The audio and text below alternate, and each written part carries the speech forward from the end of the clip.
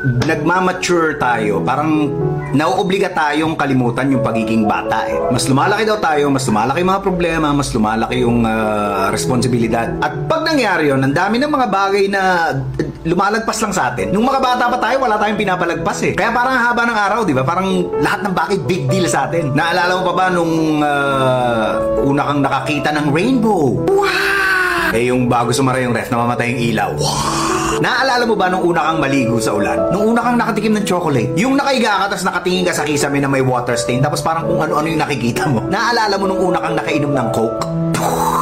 Sa maniwala kahit sa hindi, ang dami pa rin mga ganun sa paligid natin. Mga bagay na hindi pa natin alam. Pero dahil mayayabang na yung mga mature na mga sarili natin, hindi na natin ini-enjoy yung kababawan. May mga nagsasabing matanda na tayo kaya hindi na tayo naglalaro. Pero ang totoo, hindi na tayo naglalaro kaya tayo tumatanda. Sana wag niyong hayaang mawala yung inner child ninyo.